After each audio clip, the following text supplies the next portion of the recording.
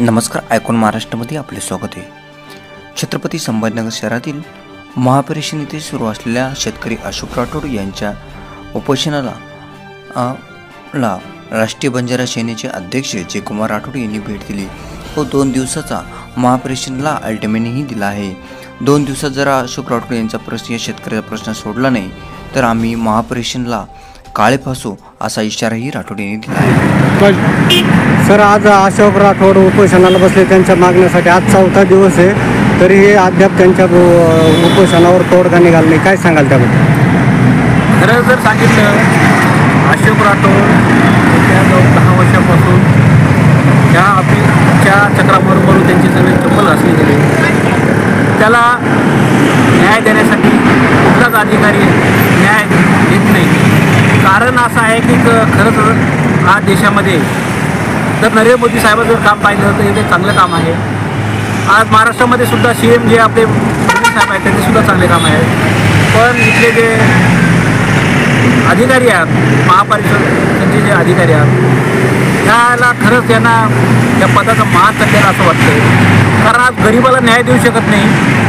आज 20 तारखेपासून अशोक राठोड उपोषणाला बसले आहेत आणि 4 दिवस झाले कुठला अधिकारी येऊन इथं येऊनसुद्धा बघितलेलं नाही आहे, ना कुठलं डॉक्टर मेडिकल चेकअपसुद्धा नाही आहे। म्हणजे याचाच अर्थ असं आहे की गरिबासाठी हे अधिकारी नाही आहे, हे कुठल्या तरी कामामध्ये भ्रष्टाचार करायचं, पैसा कमवायचा हा यांचा धंदा झालेला आहे आणि गरिबाला न्याय द्यायचं यांच्या मनात नसते।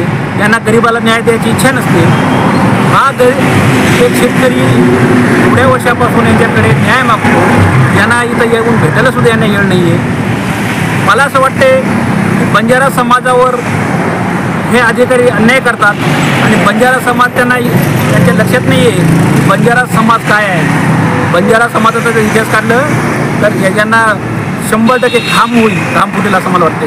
यांना एक मी एवढं आव्हान करतो, यांनी अशोक राठोडला जर न्याय दिलं ठीक आहे, नाही आम्ही जर एकदा पण जर सगळं समाज एकत्र उठलं आणि माझ्या संघटनेच्या राष्ट्रीय बंजारा सेनेचा मी राष्ट्रीय अध्यक्ष म्हणून मी त्यांना एवढं आव्हान करतो, त्यांनी लवकरात लवकर तोडगा काढावा आणि या शेतकऱ्याला न्याय द्यावा।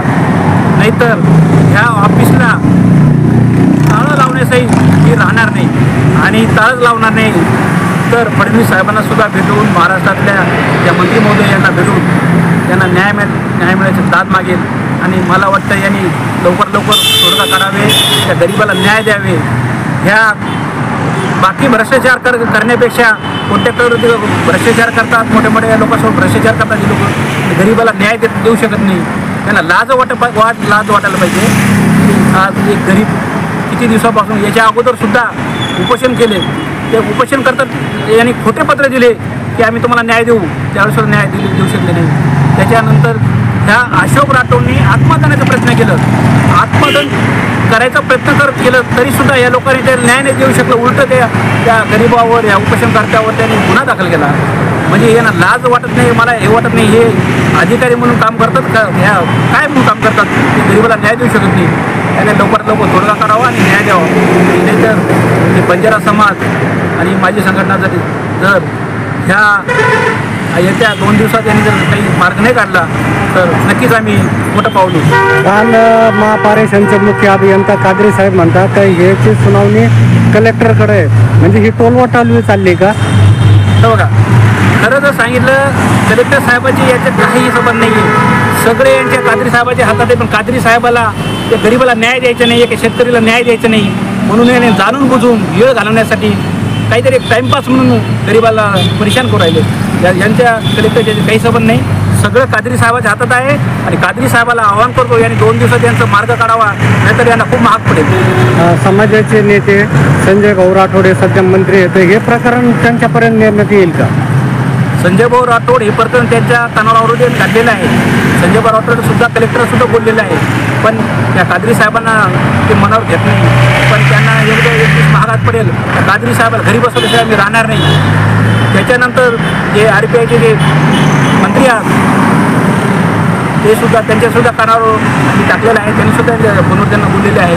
आमदार राठोड साहेब ते सुद्धा बोललेले आहे। पालकमंत्र्याची काही भेट घेणार अशात? हां, आता 2 दिवसाच्या आत पालकमंत्र्यांना भेटून त्यांच्या कानावर टाकणार आहे.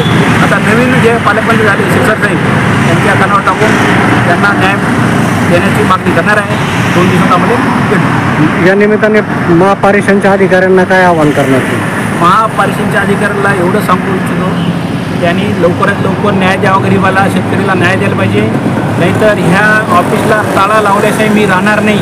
माझं नाव जयकुमार गुलाब राठोड, राष्ट्रीय बंजारा सेनेचा राष्ट्रीय अध्यक्ष म्हणून त्यांना आवाहन करतो. न्याय द्यावा, नाहीतर ह्या ऑफिसला ताळा लावण्याची राहणार. धन्यवाद.